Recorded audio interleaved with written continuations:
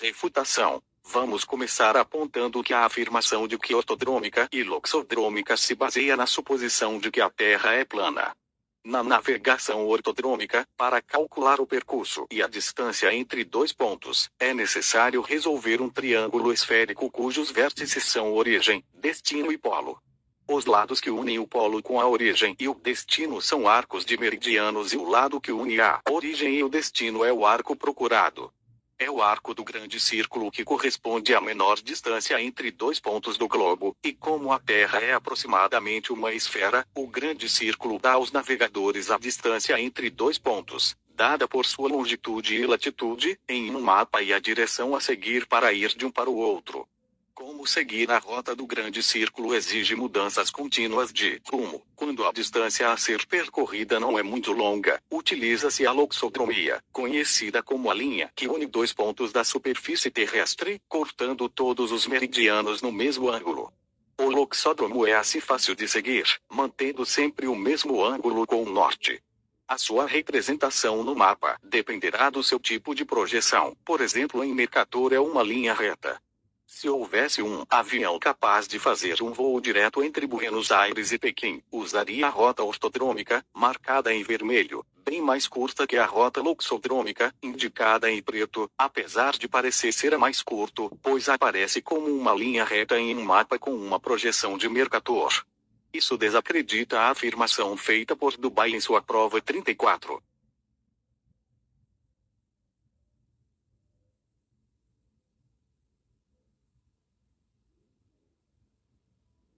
Para refutar a prova 35, qualquer viagem de qualquer lugar do hemisfério sul para uma viagem só de ida de qualquer lugar do hemisfério sul para outro será. Santiago a Sydney é um dos exemplos mais citados. Entre outras razões, porque no mapa da Terra plana azimutal, este voo seria impossível.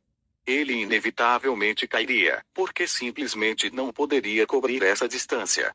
Compare as distâncias no mapa ATP. Compare as distâncias entre Santiago, Sydney e Londres, Nova York no mapa plano e compare com os tempos de voo nestas duas rotas.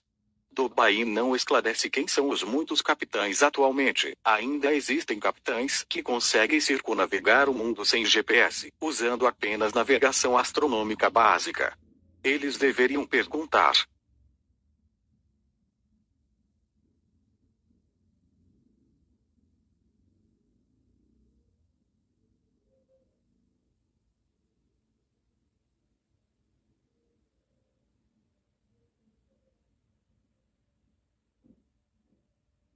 para explicar a prova 36, devemos ter em mente que todas as viagens de exploração em meados do século XIX foram baseadas na navegação astronômica, que, para longas distâncias, só funciona em um modelo esférico da Terra. Também é sabido que a refração atmosférica, curvatura da luz através de camadas de ar de diferentes densidades, aumenta quanto mais longe você vai nas regiões polares devido a gradientes de temperatura mais altos. Por outro lado, existe também o grande problema da corrente circumpolar antártica, que até hoje é um grande problema para os navegantes, devido às suas altas forças e velocidades, porém, não era totalmente compreendida na época. Esses fatos combinados fornecem uma explicação perfeita de como os marinheiros daquela época podiam contornar a Antártida, mas muitas vezes experimentavam um deslocamento da posição em que esperavam estar. É isso que explica os problemas do tenente Wilkes, mencionados na prova 37, e que causaram um infeliz percalço à fragata T. Challenger, mencionada na prova 38.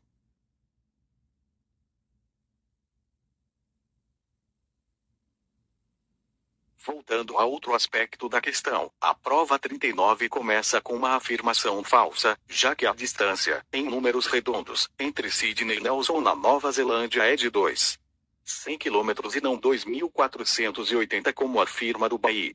A partir desse erro, todo o desenvolvimento de seu cálculo está incorreto. Além disso, registra incorretamente o valor de 22 graus. É a diferença de longitude entre esses dois lugares, mas há dois grandes problemas em tomar esse valor como referência para a distância. Sydney e Nelson não estão na mesma latitude. Isso significa que você tem que ir para o sudeste de Sydney para Nelson e não apenas para o leste. É apenas a linha errada para começar. Mesmo que estivessem na mesma latitude, a menor distância entre eles não seguiria a latitude e a verdadeira distância angular não seria 22 graus. Isso ocorre porque nenhuma latitude, exceto 0 graus no Equador, representa o verdadeiro diâmetro da Terra.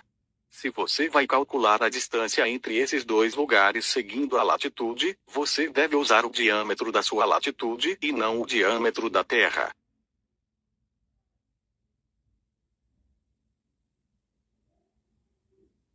Na prova 40, voltou a digitar as distâncias erradas, já que de Cabo Horn a Port Phillip, em Melbourne, são cerca de 9.800 quilômetros, sempre em números redondos. Um erro de 7.000 quilômetros.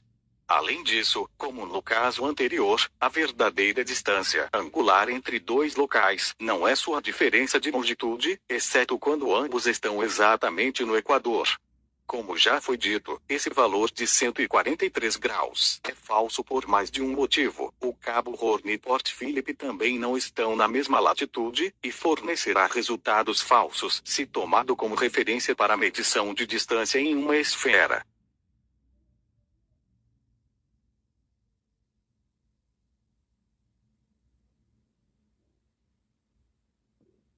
Na prova 41, mais uma vez encontramos números falsos.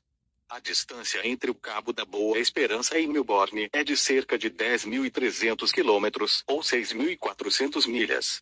Não está nem perto das 25.000 milhas, cerca de 40.000 quilômetros, semelhante à circunferência da Terra no Equador, que o senhor do Bahia afirma. Embora sejam dois lugares que estão mais ou menos na mesma latitude. Infelizmente, isso não muda o fato de que a latitude não descreve de forma alguma a menor distância entre os dois lugares, nem pode ser usada como referência para a verdadeira distância angular entre eles. As razões foram esclarecidas nos exemplos acima. A imagem a seguir dá uma boa demonstração do problema. Essa é a distância mais curta entre Sydney e Melbourne. Uma grande rota circular que se aproxima da Antártida, que quando vista em um mapa com uma projeção de Mercator se parece com isso.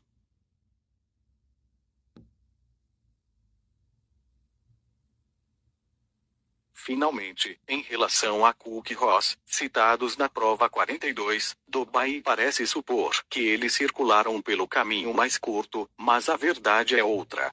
O que não leva em conta é que ambos estavam longe de fazer tal coisa. Como veremos a seguir, este mapa nos mostra o percurso feito por Ross. Se esses números devem ser uma refutação de um globo de alguma forma, então pode-se esperar que esses dois senhores citados tenham supostamente circunnavegado a Antártica, descrevendo mais ou menos um círculo ao redor dela em um globo proposto.